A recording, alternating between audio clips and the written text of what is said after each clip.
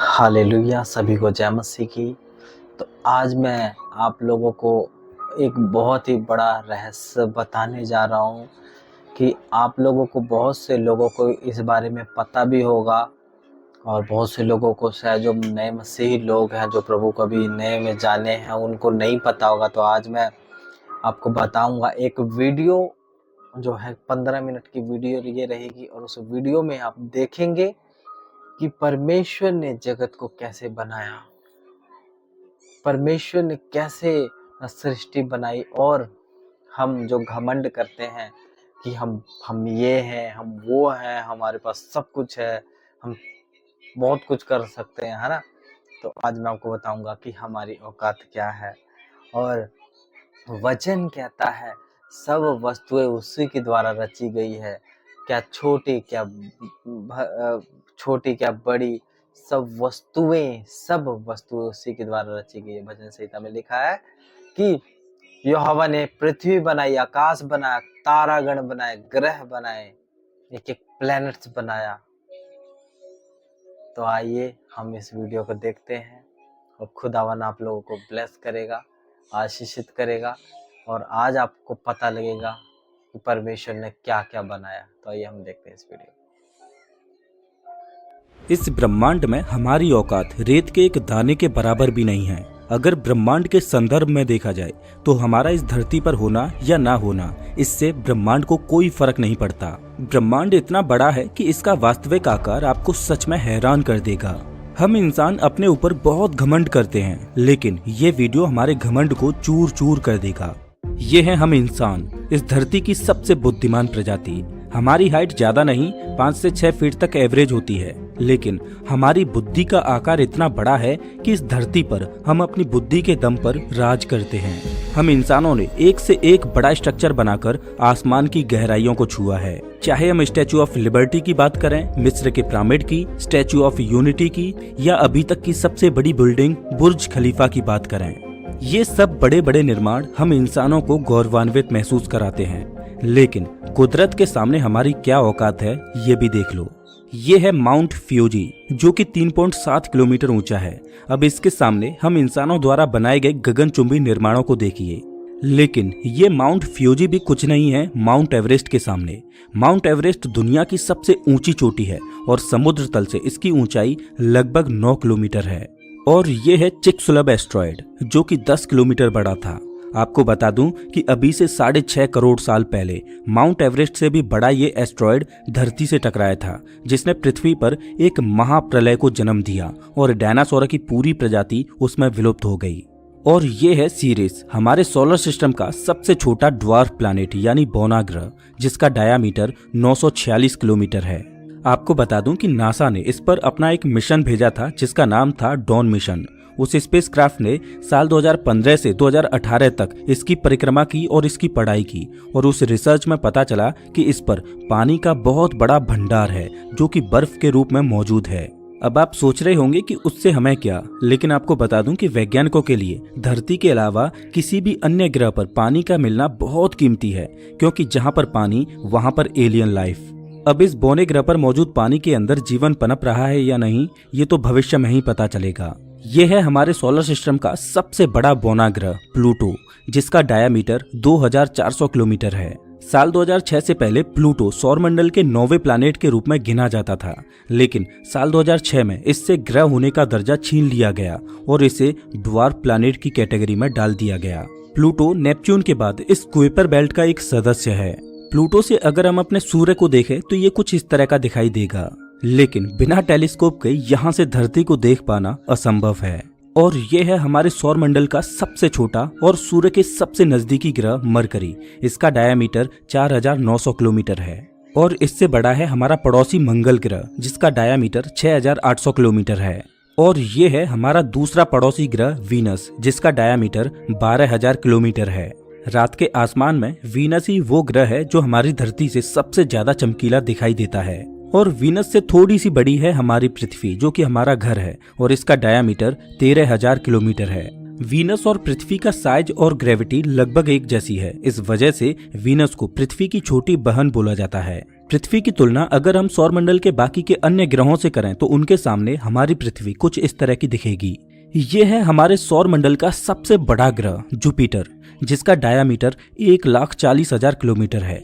ये इतना बड़ा ग्रह है कि इसके अंदर 1,321 पृथ्वियां समा सकती हैं। अब जरा कल्पना करके देखिए कि जुपिटर के सामने हमारी क्या औकात है। अगर जुपिटर का आकार आपको हैरान नहीं करता तो मिलिए हमारे सौरमंडल के सबसे बड़े सदस्य से। ये है हमारा सूर्य, जिसका डायामीटर 14 लाख किलोमीटर है। और विशालकाय जुपिटर भी सूर्य के सामने एक चींटी के समान है। आप इसमें देख पा रहे होंगे कि सूर्य के सामने हमारी पृथ्वी का तो कोई अता पता ही नहीं है।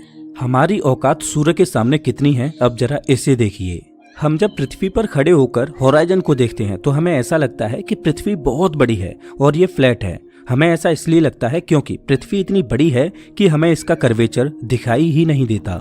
लेकिन मानकर चलो कि आप एक स्पेसशिप में बैठकर पृथ्वी से ऊपर उड़ान भरते हो तो पृथ्वी की सतह से 400 किलोमीटर ऊपर पहुंचने पर हम इंटरनेशनल स्पेस स्टेशन पर पहुंच जाएंगे। आपको बता दूं कि ये स्पेस स्टेशन दुनिया का सबसे महंगा और स्पेस में इंसानों द्वारा बनाया गया सबसे बड़ा ऑब्जेक्ट है। ये लगभग 27,500 किलोमीटर प्रति घंटे की रफ्तार से पृथ्वी की परिक्रमा कर रहा है। ये रफ्तार इतनी ज्यादा है कि ये 24 घंटों में पृथ्वी के 16 चक्कर लगा देता है। अगर आप इस स्पेस स्टेशन से पृथ्वी को देखो तो आप पृथ्वी के कर्वेचर को यहाँ से देख पाओगे कि कैसे पृथ्वी गोल है और यहाँ से ये कैसी दिखाई देती है।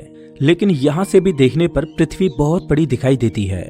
लेकिन जैसे जैसे हम पृथ्वी से और ज्यादा दूर जाते जाएंगे वैसे वैसे हमें महसूस होता जाएगा कि वास्तव में हमारे सोलर सिस्टम में पृथ्वी का क्या अस्तित्व है। अगर हम पृथ्वी से लगभग 4 लाख किलोमीटर दूर पहुंच जाएं, यानी चंद्रमा पर, तो वहां से हमारी पृथ्वी कुछ इस तरह की दिखाई देती है। पृथ्वी का ये नजारा देखकर ऐसा लगता है कि किसी ने अंतरिक्ष में ब्लू मार्बल रख दी हो। वहीं अगर हम पृथ्वी को मंगल ग्रह से देखें तो ये कुछ इस तरह की दिखाई देगी। अब आप अंदाजा लगाइए कि अभी तो हम सिर्फ अपने पड़ोसी ग्रह पर ही पहुंचे हैं और वहां से हमारी पृथ्वी सिर्फ एक डॉट के समान दिखाई दे रही है। अगर हम शनि ग्रह से पृथ्वी को देखें तो ये कुछ इस तरह की दिखाई देगी, एक छोटी सी डॉट जो आंखों से ओझल हो रही है। ध्यान दें कि अभी तो हमारा सोलर सिस्टम खत्म भी नहीं हुआ और हमारी पृथ्वी अभी से हमारी आंखों से ओझल होने लगी।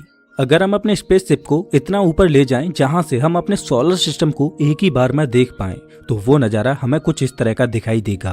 अब आप सोचकर देखिए कि हमारा सूर्य जो कि इतना विशाल है वो भी संपूर्ण सोलर सिस्टम के सामने बौना नजर आ रहा है।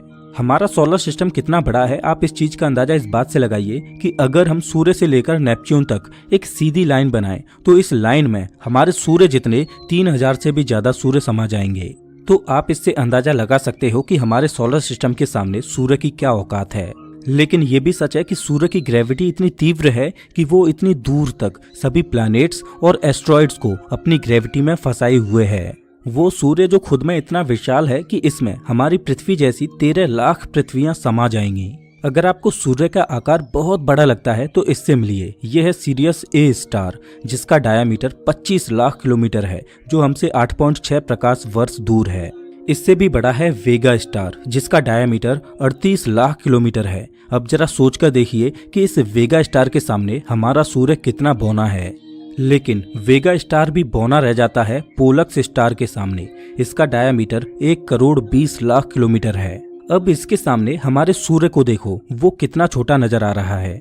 लेकिन पोलक्स भी कुछ भी नहीं आर्कटूरस तारे के सामने। इसका डायामीटर 3,60,00,000 किलोमीटर है। ये इतना बड़ा है कि इसमें हमारे सूर्य जितने 17,500 से भी ज्यादा सूर्य समा जाएंगे। आप जरा इस तस्वीर को देखिए जिसमें इस तारे के सामने हमारा सूर्य एक दाने की तरह लग रहा है। अगर इसकी तुलना पृथ्वी से करें तो वो तो इसके सामने दिखाई भी नहीं देगी। लेकिन ये तारा भी फीका पड़ जाता है राइजल स्टार के सामने जो हमसे 865 प्रकाश वर्ष दूर है। इस तारे का डायामीटर लगभग 10 करोड़ किलोमीटर है। लेकिन बीटलजूस के सामने राइजल भी फीका पड़ जाता है। इसका डायामीटर 130 करोड़ किलोमीटर है। ये तारा इतना बड़ा है कि अगर इसे हम अपने सोलर सिस्टम में सूर्य की जगह पर रख दें तो ये मंगल ग्रह के बाद मौजूद एस्ट्रॉयड बेल्ट तक की जगह को घेर लेगा। वास्तव में इसका आकार हैरान करने वाला है। लेकिन बीटलजूस से भी बड़ा है वीवाई कैनिस मेजोरिस जो कि 200 करोड़ किलोमीटर के डायामीटर में फैला हुआ है। अगर इसे अपने सूर्य की जगह पर रख दें तो ये जुपिटर के ऑर्बिट तक पहुंच जाएगा। ये तारा इतना बड़ा है कि आप इस बात का अंदाजा इस चीज से लगा सकते हो कि अगर प्रकाश इसके एक छोर से चलना शुरू करे तो इसके दूसरे छोर तक पहुंचने में प्रकाश को भी 6 घंटों का समय लगेगा। लेकिन अगर बात करें सूर्य की, तो सूर्य के एक छोर से दूसरे छोर तक प्रकाश महज 14 सेकेंड्स में ही पहुंच जाएगा। लेकिन इससे भी बड़ा तारा है युवा स्कूटी, जो कि 240 करोड़ किलोमीटर के डायामीटर में फैला है। ये इतना बड़ा है कि इसमें 65 लाख बिलियन पृथ्वियां समा सकती हैं। वैसे 65 लाख बिलियन नंबर कुछ इस तरह का होता है। अगर इससे हम अपने सूर्य की तुलना करें तो हमारा सूर्य इसके सामने आपको कुछ इस तरह का दिखाई देगा, एक छोटी सी डॉट के समान। इसके सामने हमारे सूर्य की ये औकात है तो आप पृथ्वी की औकात तो भूल ही जाइए। सूर्य की तुलना में युवा स्कूटी इतना बड़ा है कि इसको हम पूरी स्क्रीन पर भी फिट नहीं कर पा रहे, क्योंकि अगर पूरी स्क्रीन पर युवा स्कूटी को देखा जाए तो हमारा सूर्य तो बिल्कुल गायब ही हो जाएगा। अब इसमें सूर्य ही नहीं दिखाई दे रहा तो पृथ्वी को कैसे ढूंढें, और इसके सामने पृथ्वी पर मौजूद आप और मैं, हमारी क्या औकात। लेकिन युवा स्कूटी भी बौना रह जाता है स्टीफनसन 218 के सामने, और ये ब्रह्मांड का अभी तक का ज्ञात सबसे बड़ा तारा है, जो कि 300 करोड़ किलोमीटर के डायामीटर में फैला हुआ है। ये इतना बड़ा है कि इसके एक छोर से दूसरे छोर तक प्रकाश को पहुंचने में 9 घंटों का समय लगेगा। अगर ये हमारे सौर मंडल में सूर्य की जगह पर होता तो ये सैटर्न के ऑर्बिट को भी पार कर जाता। इस तारे का आकार वास्तव में विचलित कर देने वाला है, और इसके सामने हमारे सूर्य की क्या औकात है इसका अंदाजा आप खुद ही लगा सकते हो। लेकिन ये तारा भी ब्रह्मांड के सामने एक रेत के कण से भी छोटा है। अभी तक हमने जो देखा वो तो महज एक ट्रेलर था, असली पिक्चर तो अब शुरू होगी। अगर ब्रह्मांड की अन्य बड़ी संरचनाओं की बात करें तो वो इतनी बड़ी हैं कि उनकी लंबाई चौड़ाई को हम किलोमीटर में तो माप ही नहीं सकते। उनको मापने के लिए हमें कॉस्मिक स्केल का उपयोग करना पड़ेगा। कॉस्मिक स्केल पर हम चीजों को प्रकाश वर्ष में मापते हैं।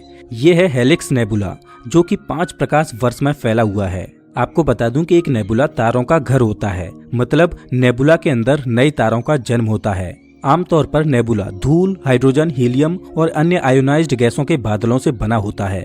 ये हेलिक्स नेबुला इतना बड़ा है कि प्रकाश को इसके एक छोर से दूसरे छोर तक पहुंचने में 5 सालों का वक्त लगेगा। ये नेबुला देखने में एक आंख की तरह दिखाई देता है, इस वजह से इसे आई ऑफ गॉड भी बोला जाता है। और ये है ओराइन नेबुला, जो 24 प्रकाश वर्ष में फैला है। और ये है ओमेगा सेंटोरी ग्लोबुलर क्लस्टर, जो कि 150 प्रकाश वर्ष में फैला हुआ है। इस एक क्लस्टर के अंदर अरबों विशालकाय तारे भरे हुए हैं, और हमारी मिल्की वे गैलेक्सी ऐसे करोड़ों क्लस्टर से भरी हुई है। अब आप इस चीज का अंदाजा लगाइए कि जिस गैलेक्सी में इतने विशालकाय करोड़ों ग्लोबुलर क्लस्टर्स भरे पड़े हैं, वो गैलेक्सी खुद में कितनी बड़ी होगी। ये है हमारी मिल्की वे गैलेक्सी, जिसे मंदाकिनी आकाश गंगा भी बोला जाता है। ये आकाश गंगा 1 लाख प्रकाश वर्ष में फैली हुई है, मतलब प्रकाश को इसके एक छोर से दूसरे छोर तक पहुंचने में 1 लाख सालों का वक्त लगेगा। ये आकाश गंगा अरबों विशालकाय तारों से भरी पड़ी है। इसके आकार का अंदाजा आप इस बात से लगाइए कि हमारी मिल्की वे गैलेक्सी में हम यहाँ पर रहते हैं, और रात के आसमान में हम जितने भी तारों को देख पाते हैं वो सब इस छोटे से पैच के तारे हैं। आप यहाँ पर जो छोटी सी येलो डॉट देख पा रहे होंगे, हमारी आंखें सिर्फ इतने ही एरिया के तारों को रात के आसमान में देख पाती हैं। अब आप अंदाजा लगाइए कि कितनी विशालकाय है हमारी मिल्की वे गैलेक्सी। अब इतनी विशालकाय गैलेक्सी में से हमारा सूर्य या हमारी पृथ्वी खत्म हो जाए तो क्या इससे मिल्की वे गैलेक्सी को कोई फर्क पड़ेगा? नहीं ना। लेकिन ये तो ब्रह्मांड की बस एक छोटी सी शुरुआत है। ये मिल्की वे गैलेक्सी भी ब्रह्मांड की विशालता के सामने रेत के एक कण से भी छोटी है। अगर हम अपनी सबसे नजदीकी और पड़ोसी आकाश गंगा की बात करें तो ये मिल्की वे से 2 गुना बड़ी है। इस गैलेक्सी का नाम एंड्रोमेडा है। आपको बता दूं कि ये एंड्रोमेडा गैलेक्सी हमारी ओर बहुत तेज रफ्तार से चली आ रही है। वैज्ञानिक अनुमान लगाते हैं कि अभी से 4 अरब साल बाद ये गैलेक्सी हमारी मिल्की वे गैलेक्सी से टकरा जाएगी। ये है IC1101 गैलेक्सी। ये इतनी बड़ी है कि प्रकाश को इसके एक छोर से दूसरे छोर तक पहुंचने में 40 लाख सालों का वक्त लगेगा। ये आकार में इतनी बड़ी है कि इसके अंदर हमारी मिल्की वे गैलेक्सी जैसी 30,000 आकाश गंगाएं समा जाएंगी। अब अगर आपको ये आकार वास्तव में बड़ा लग रहा है तो जरा ठहरिए, इससे मिलिए। ये है एल्क्योनियस गैलेक्सी, जो कि 1 करोड़ 60 लाख प्रकाश वर्ष में फैली हुई है, और इसके अंदर हमारी मिल्की वे जैसी 40 लाख आकाश गंगाएं समा जाएंगी। लेकिन क्या ब्रह्मांड की सबसे बड़ी संरचना का यहीं पर अंत है? नहीं।